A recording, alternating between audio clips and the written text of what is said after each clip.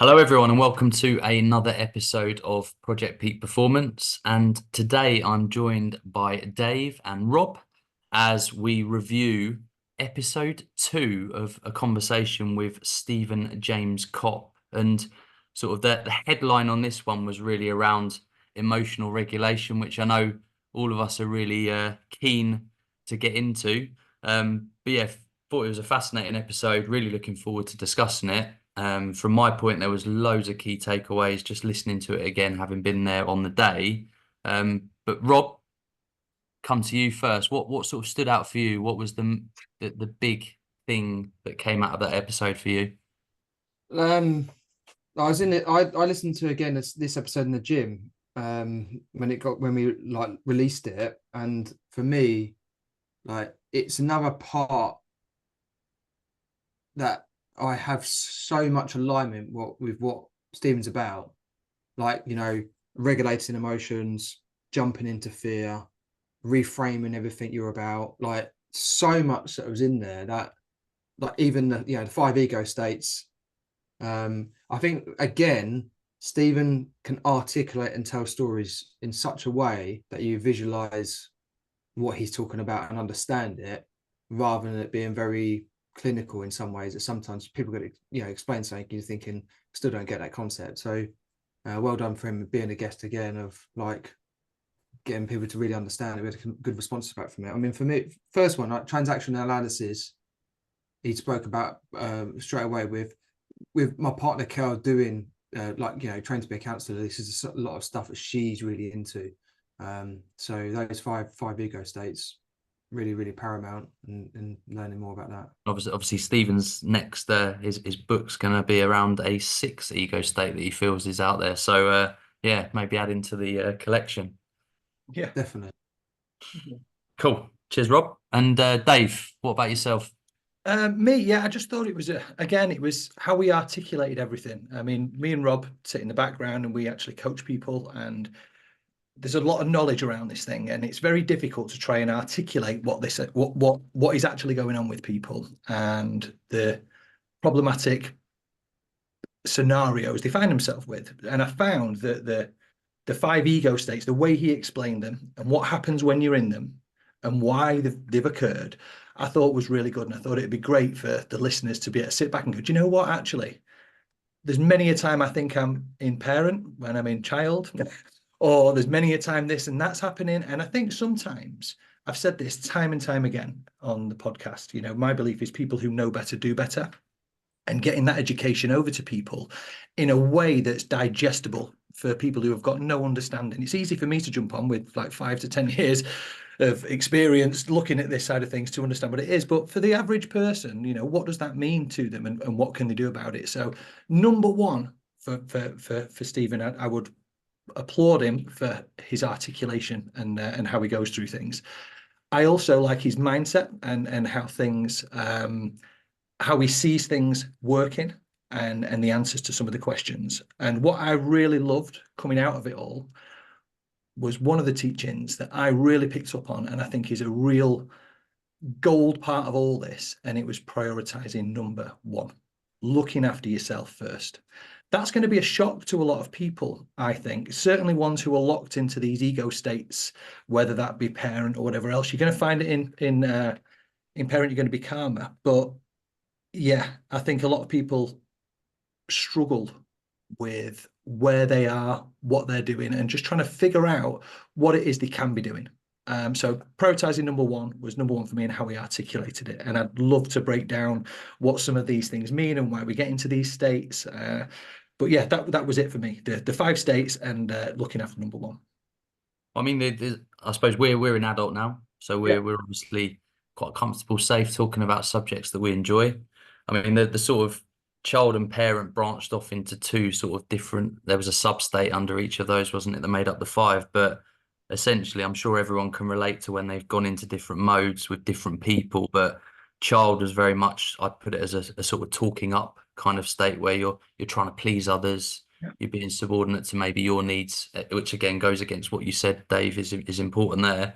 And then parent is a bit more sort of critical, controlling, talking down, I know better, which Yeah. again brings its own problems of not being open-minded and not thinking other people that you might think can't add value, can add value. So, you know, it's amazing the role of people in your past, the ego states they took on with you, and what that can impact on your story. Sure. But I think it's a really key thing for people to understand that how they act with certain people, you just need to look at it and say, how can I change my ego state to maybe get a better response out of someone else? Yeah. People that can master that, world's your oyster.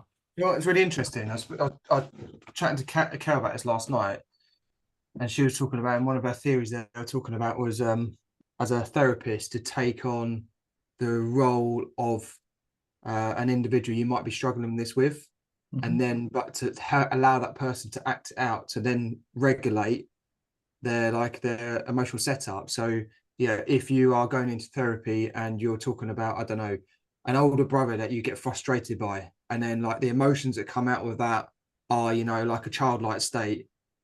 The therapist is training the therapist needs to be trained in understanding to take on the role of the older brother, but in a way that they can act it out. And it was so interesting when you think about, from us, we don't have the facilities to do that so much. Like, how do you train to get to re-regulate yourself to basically be like, I'm not going to get annoyed with this person, like understanding that. And I think Yeah. firstly is really look at is like, why are they that way that then triggers me? Why am I triggered by this?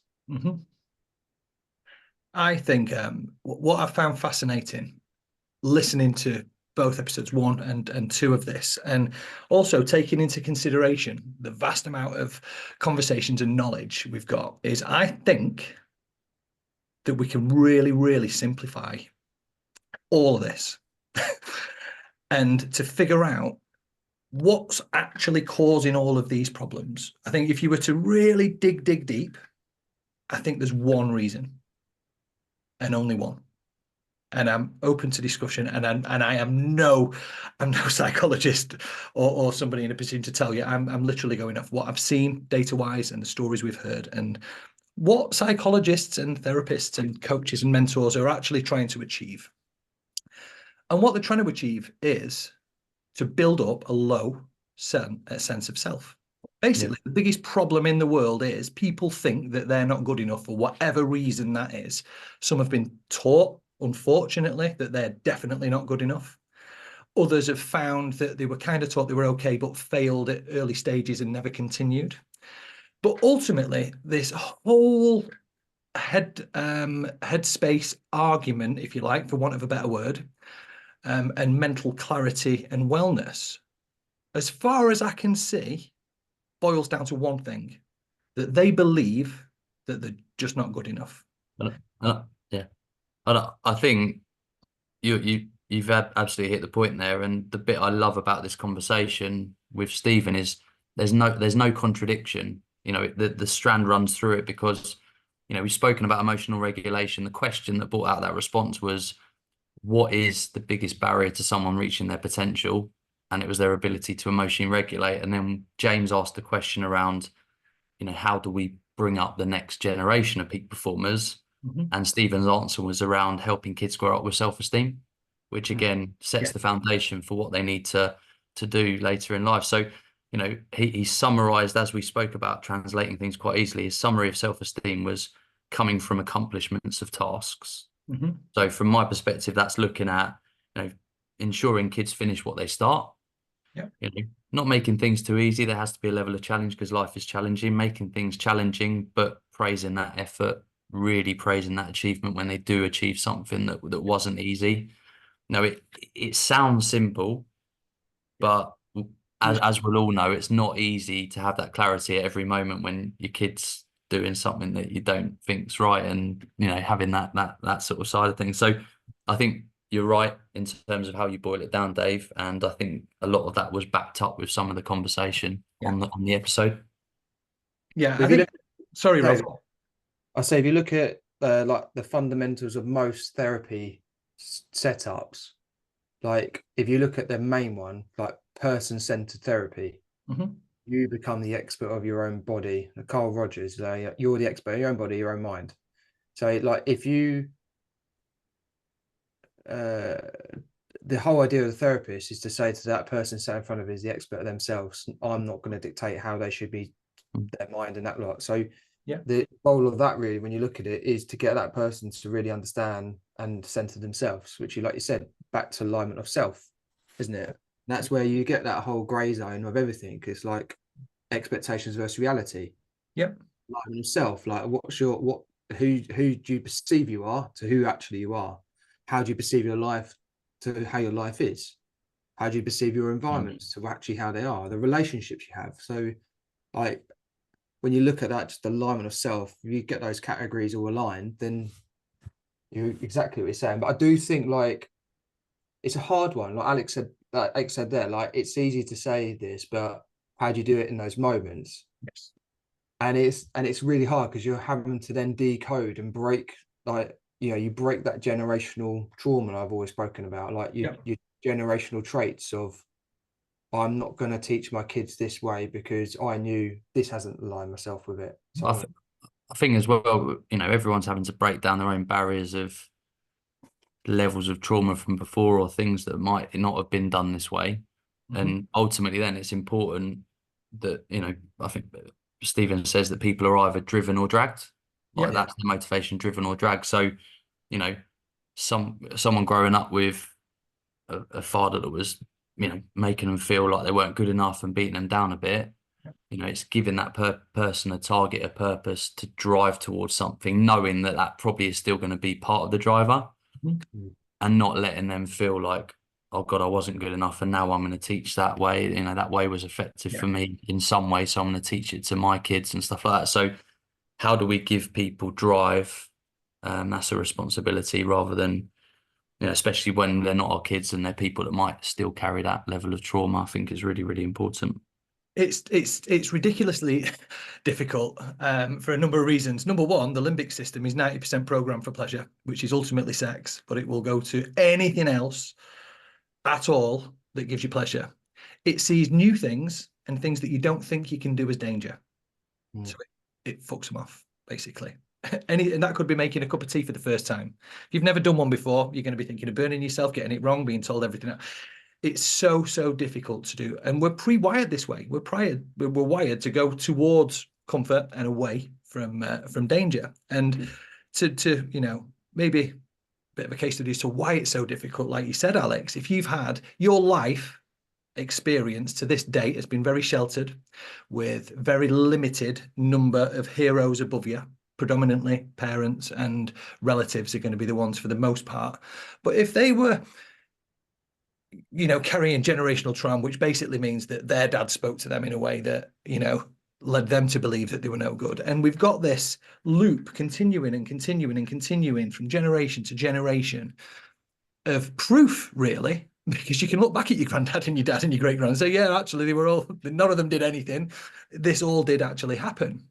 So then what we've got to do is take this person out of that scenario and put them into a different environment that they're not familiar with whatsoever, where everybody's happy and clappy and jumping around and really going for life and holding the Ferrari keys and the 4-bedroom detached houses and all that. Now, what that does then is say, no, oh, holy shit. Not only am I not good enough where I was, I'm really not good enough to do what these guys are doing. That's just absolutely insane. So what will actually happen in that scenario, 9 times out of 10, because it's wired into us, is you will go for instant gratification in any way, shape or form, which can look like sex, drugs, alcohol, TikTok, whatever else it is that basically stops you from doing anything at all, keeps you sat down and keeps you either sedated or happy. That in itself, so we can start to build up now and actually see why this isn't a case of, look, Johnny, don't listen to your dad. He was a bit of a dick and he taught you the wrong thing. Listen to me and I can tell you everything. It doesn't work like that. It's not as simple as black and white. We're algorithms, ultimately, that are built up from the moment we're born till the moment we die. And all we actually are is a list of memories. We don't spend any time whatsoever in the real world. We spend it in our heads, looking at memories. And every time we look at something new, all we're doing is scanning to see whether it's going to be positive or negative, and then we go back to the memories again. So if we live in our memories and not in the real world, you can clearly see why it's such a problem for a lot of people. Goes on to the fact, okay, how can we try to help this issue? And this is where the emotional regulation comes in. This is where we need to get people. Telling them that what they believe is completely wrong is like a kick in the dick, and it's definitely not going to work.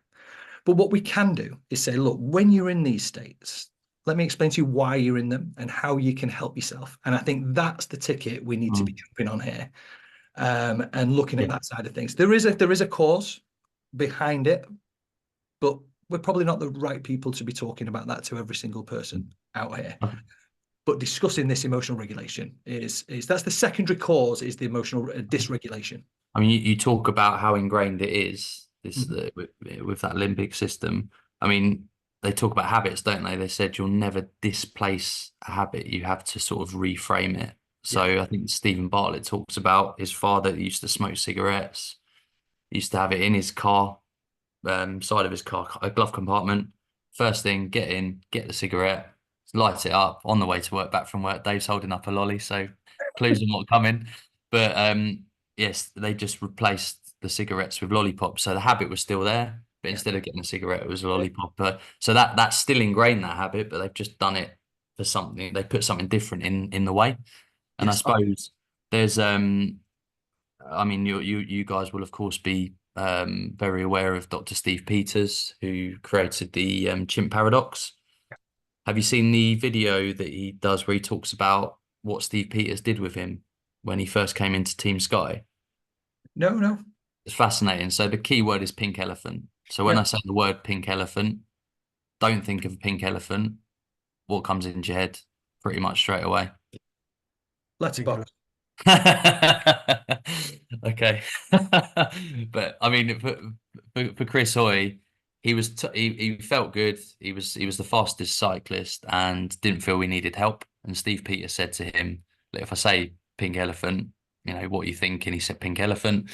So he said, "Look, what happens if before you're about to go on the track, the racer before you breaks the world record?" He goes, "Oh well." And he sort of like it knocked him a little bit because he just felt invincible. So he did some work on him on, look, if that happens in a big event, I don't want you to get derailed like you did in the 2003 World Championships. And they spoke about that regardless of what happens beforehand, it might be they're breaking the world record because the conditions are just in place to go really fast. And actually, if he's the best racer and most prepared, he'll break it as well. Mhm. So he was able to sit and visualize for a minute at a time the perfect race Yeah. and not get put off course. And just so happened in the Beijing Olympics, three of the five riders before he went out all broke the world record, including the one just as he was getting saddled up. And Yeah. he went out and smashed it. Of course he did. So, that kind of stuff is just like if he'd let himself get carried away and the chimp kick in and him think, oh God, that's fast. I'm not going to do that. Yeah. He wouldn't have done it. Of course he wouldn't have done. No. Even if you look at things like the states of flow out there and you look back to that emotional regulations, it's very much relatable to it. Like if you look at that element to it, that if he didn't have that position to take on the regulation of what, if that did happen, how do I make myself feel? How do I regulate myself before that moment?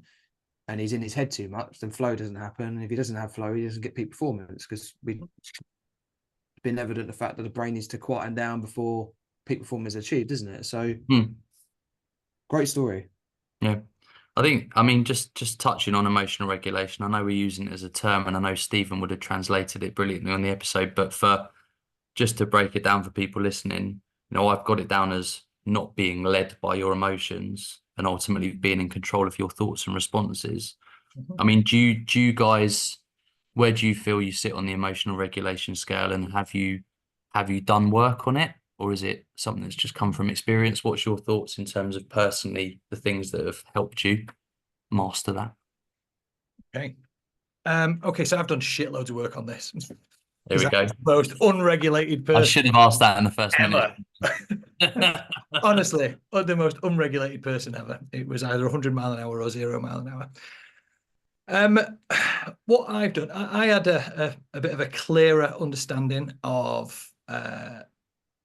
I had to process this for myself. I went through coaching and learning a lot about this stuff. And from what I can see how there's been a few different zones of your regulating your emotions. You've got your fight and flight scene. So then you had fight and flight. Fawn was another one. I actually believe there's shitloads of them. And it all depends on how clever you are or what you've got in your bank of tools to use in said situations, which comes back from the past. So I can talk really well. So it's one of my ego choices is to maybe talk my way out of things. Other people might not have the confidence to talk. I believe it comes from confidence. What I found was the easiest one to figure out was that when I'm at a calm state, my body works and my brain works perfectly every single time. When I'm pushed out, I had to figure out why it threw me out. And every single time it was lack of confidence. Every single time. The only reason I ever get pushed into my fight or flight sack, if you like, of tools is when something's new or I'm uncomfortable with it. If I'm confident in that scenario, it never ever happens. So what I had to do then was go back and say, okay, do I need what I figured out for myself was I felt like I needed to win everything and needed to be confident in everything, which ultimately led me to a bit of despair when I found something that I'd never done before, because it'd be like my monkey would just go, oh, what's this? And it could be like washing the pots, or it could be anything. I still get thrown out to this day on silly. Clara asked me to do something that I'm not used to doing, like pick the dog up from the dog groomers, and I'd be like, okay, what time is that at? Like, oh, what if I don't know where it is? What if she's not in? Just all these stupid thoughts, and I'm sat back watching it all, thinking, what the fuck are you going on about, Dave, in your head? So where did I get to this? Now, I was completely dysregulated. I'd realized that I had this belief that I had to be perfect and complete everything. And that was the one thing that I worked at. And I eventually came to the scenario that I don't need to be amazing at everything. I need to be authentic and honest with everything. And if I actually tell somebody that I've never done this before, but I'm willing to give it a go, no one seems to be that asked. They're all like, okay, that sounds great. In fact, I prefer you more now for telling me you don't know how to do it, but you're willing to give it a go. So there was a lot of changing around my thought process, which in turn then led me to regulating my emotions much better than I did before. But the route to that path was actually to dysregulate and figure out what is it I'm dysregulating over? What's the worry? Now I can make it really easy for everybody. You'd be scared of something. You just have to figure out what that is. And that is the bit that takes the time. Once you've figured out what it is, and we know what the problem is, we can start to either not necessarily patch it, but we could start to look, nurture, replace that weed with a flower that starts to grow and evolve within that scenario. But figuring out what it is the hard bit, and that's what I would suggest people looked into. When you are getting knocked out, why is it? What is it actually that is pissing you off? Requires a level of honesty and self-awareness that many people might not want to go to, but Yes, but it's just in does, yourself. You does don't have to say yeah. it to anybody else. Do it in your head. And it'll sound stupid. I guarantee the answer you come up with, you'll go, no, it can't be that. But it will be. No, it's brilliant, brilliant answer. Thanks, Dave. And Rob, any sort of thing to add from your side? I mean, like a bit like Dave and a bit like Stephen, the reason why it was relatable is because I pretty much like 2016, like the episode I told before, like I've gone down this route which led me into coaching. Actually, I was planning to go into therapy, be a therapist, and I was like, no, actually, I want to work with people who want to take the step forward, not take the step back. So, there's a couple of things which we spoke just before we got on. For me, emotional regulation can be summed up with taking back your power.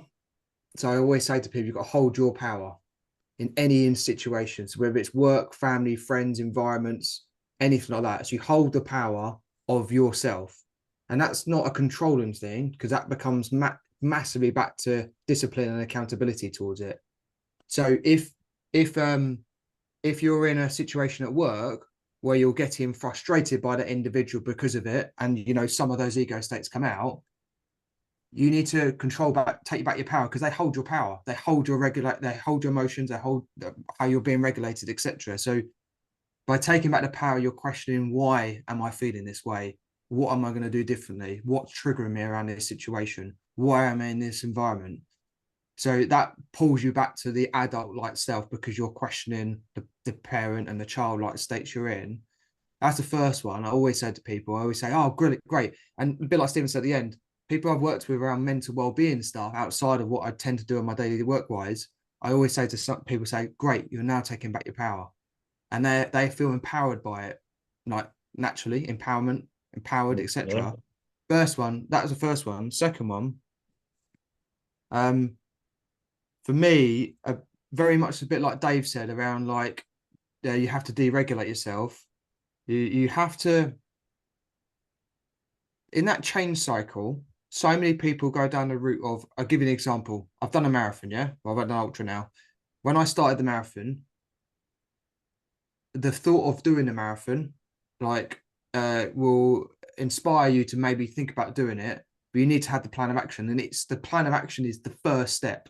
It's not talking about it, it's the first step you go with that. So, like, not some people get caught up in the big goal, the big picture, but what they realize is the magic of running down the street because you know they've run down the street before and you keep running down the street and you keep doing it and then you do run a block and then you do your 5Ks and you do your 10Ks and it's the building of that momentum. So many people think about the big goal but forget to the power is actually in the first ever step. And the last one I would recommend is Brené Brown's power of the power of vulnerability. If anyone's thinking about it, all of this, most of it is linked to shame. We fear failing because we fear the shame that comes afterwards. And shame is a powerful thing. Like you should embrace it. The vulnerability, you should embrace it. David was saying authenticity, etc. I'm going to trial this, and I'm probably going to fail at it, but at least I failed daring greatly doing it. And then afterwards, I'll learn from my mistakes and how I can better myself and actually get into that finish line. And that's why I took the process with the ultras. Never knew how to do an ultra. Probably thought I was going to fail. The fear of, what happens at mile 50 when I'm throwing up or shitting myself.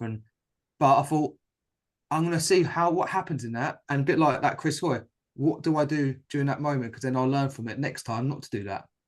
I think it's fascinating the layers you went through there, but that last point you made, as you know, I'm really interested in sort of that sort of elite level performance, and at the moment, the Olympics is on, and what I've been really fascinated in is the number of athletes that have previously won a gold medal, even at the last Olympics, that then either don't place for a medal or don't get gold. And there was a comment that Stephen made in the episode, which was winning is losing. And it's almost like the climb, that motivation on the climb is so strong. Like you're chasing down someone, you've got a goal, and then you get to that peak moment, and then suddenly it's like, shit, now everyone's after me, or I'm not, I'm the best. How do I hold on to this? And obviously there's different individuals involved in that Olympic race. And to be fair, if you finish first one time and you finish second, the next time you're still elite and in that top two or three. But I found it really interesting to see how much pressure some of the people have found themselves under, having won a gold and been at the top and being unable to reclaim a crown. It Alex, must be something psychological. you know that Netflix thing that I think you put into our WhatsApp group around the running Netflix. Was it you? Uh, there was what about that sort of Was it called Runner? mental ultra event or something? No, there was one that we put into a Netflix group. It was like a while back, and it was Runner. Ah, The Olympics yes. they were talking about, Yeah, and yeah, exactly what you said in there. In that Netflix series, you had the guy that was the 200 getting into the 100. I think he just won the 100 this week, or whatever it was. And even his confidence levels are extreme. He's like, yeah, I thought the guy had it, and then all of a sudden I looked on the board and like my name was top, and I'm just incredible. Like Mm. confidence Uh, at the level. But in that series, there was a guy who previously won the 100 or two on a 100 the Olympics years before. I think he placed fifth in the qualifiers, and you see the confidence guy of this going, I'm doing 200. Let's just try how I get on with 100. Let's see how I get on. And the other guy who had the pressure of, oh, I've got all these guys around me who are chumping me yeah. down. You could see, and it's got into his head, and even his wife on the stand was I, saying, into his head. what, like even in this Olympics, and I use these examples in the sales team meeting this week where there's my favorite person in the Olympics has been the French swimmer Leon Marchand, 22 years old, 4 gold medals. Like he's unbelievable. But he was racing in the 200-meter butterfly, I think it was, against the world record holder and the guy that had won gold last time, a Hungarian, Milak. And the Milak guy was miles ahead, miles ahead. And it was clear he was going to win gold. And then for the final length, they turn over at the wall, don't they? And then they come back through. And basically, the French guy caught him up massively. He was on his shoulder, and you just notice it about 20 meters from the wall. The French guy's completely zoned in on the end wall, and the Hungarian guy looks to his left and sees him, and the French guy just takes him. And it was like the 1500 meters, the guy that was the favorite, he's just constantly looking at the screen and looking around him. As soon as you do that, Yeah. And it's a that's bit of and that's emotional that, regulation in the moment. You just Yes. completely forgot your visualization. You're the yeah, best. This is how I run. If I do it, I'm going to win. Yes. No, everything else is a and that's distraction. that Too we much. we talk about states of flow. Like that's a brilliant example of a state Yeah. of flow. Like you're locked in, you're homed in on a target, you're in Yeah. autopilot because you're doing it. As soon as you're out of that and you look to the right, why Well, did you look to the right? Your brain's yeah. not in the performance of what you're doing. It's not in the technique. It's in the oh shit, and that it goes back to those Yeah. emotional regulations, I isn't it? think Yeah. Michael Phelps, the most winningest swimmer, I think, in the Olympics in 2006, I think it was, might have been 2008. He jumped into the pool, and within the first 20 meters, his goggles filled up with water, and he had 4 lengths of the pool to do. And basically, because he'd rehearsed that stroke and that race so often, he knew how many strokes he had to do to each end to do his time, and he won the race. But he couldn't see for 175 meters. He just did it off what was Memory. in his mind. Yeah, memory. Like, Amazing. unbelievable. It is. It's crazy. Do you know what? We've got a few things going on there. When you talk about, obviously we're talking about in the moment here. You're focused, this flow state, you just keep doing what you're doing. And if you take your eye off the ball all of a sudden, we're getting involved now. And we just fuck shit up as humans. Flow is definitely going to win every single time. It knows what to do. It's going to fix it. Where was I going with this now? I've absolutely forgot. There's so many times on this podcast, though. I've just gone. You're out of flow now, Dave. You're I was talking out of flow. I about was out of lollipop, flow. mate. That's where I was going to say. Back into it again. So sorry, you've got the flow one, but secondary, the ones who've won these golds previous years, this, that, and the other, they may fall into this second mountain. Yeah. And if there isn't a second mountain, so once you're already elite, you're hitting 5 seconds when everyone else is doing 7 seconds. Yeah. There's complacency that's hits. There's the body automatically saying, you don't really need to do all this hard stuff anymore, which You've is made it. You've made it. you've Yeah. made it, relax, which is going to be the majority of the draw is going to be to sit down and do nothing. Then what's going to come along is this failure guy who says, hang on a minute, where are you going? And then you're going to be stuck between, okay, well, where am I going with this? How fast do I need to be? And I think for a lot of these sports personalities, I mean, obviously you do it with business and it's kind of finite, but in sports, what is the answer for these sports guys? Even though you're golden, you're hitting 5 seconds and everyone's 7, do you now go for 4.5 and never be complacent? It's an option. It would keep Mm, there, but there's a lot of things going on, yeah. which is, as we talk about this and we explore actually what is going on through these elite sports people, businessmen, what is actually going on in their mind and what knocks them off guard. There's a lot to be taken in here. So how, I mean, we'll have in our audience, we know we'll have a lot of people with children, young children. We talked on the episode around bringing up peak performers. Mm-hmm. I mean, what are some sort of tangible pieces of advice of how people can, what's the right word? Bring up their children, the type of things that they can be bringing into their day to day to create that self-esteem, to create those levels of confidence in later life. I think the take home points are always massive. Who's Dave? Dave, you ready? I'm ready, mate. I'm ready. Honestly, take away any thought processes you've got that tells you that they can't do something. I don't care what it is. Unless they were born with no legs and they can't be a runner, I kind of get that. But my understanding here, and from what I can see, some of the best psychologists in the world have got a very similar understanding that as a human, you were born with the same fundamentals and opportunity as everybody else. And what's happened with his sports personality? He's just spent loads of time doing this and he's got really strong in it. And you can do that if you want to take this road. There is nothing in this world that you cannot do if a human has already done it before.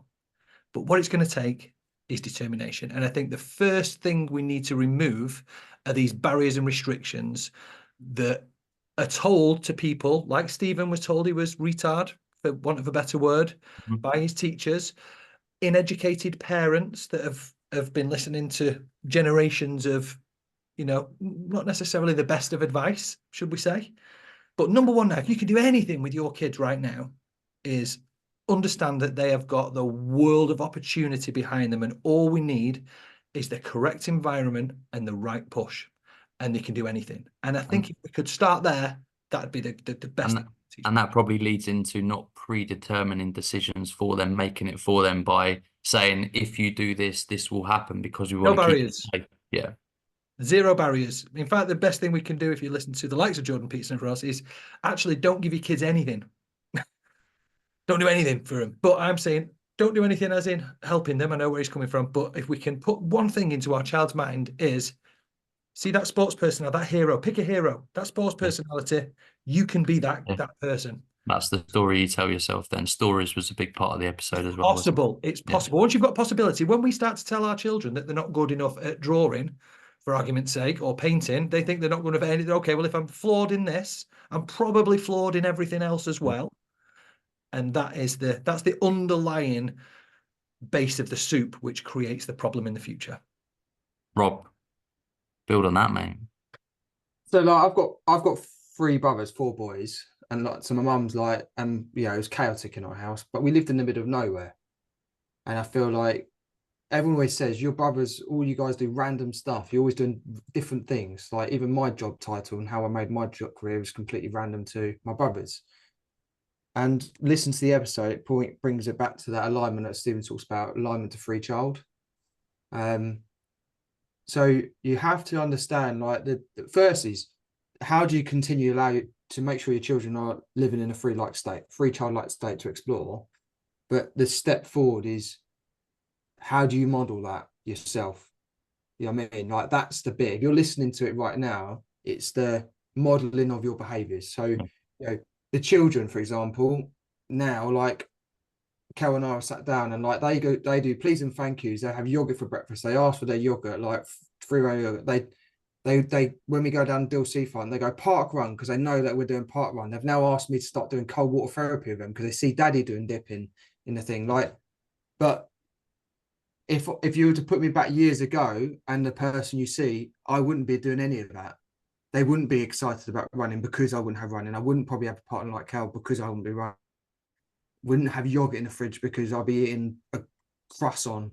You know what I mean? Like, so at the beginning of the podcast, we started, it's like, if you want to change or you want to make sure your child, it starts with you. Like Stephen put it in there. I think he used the words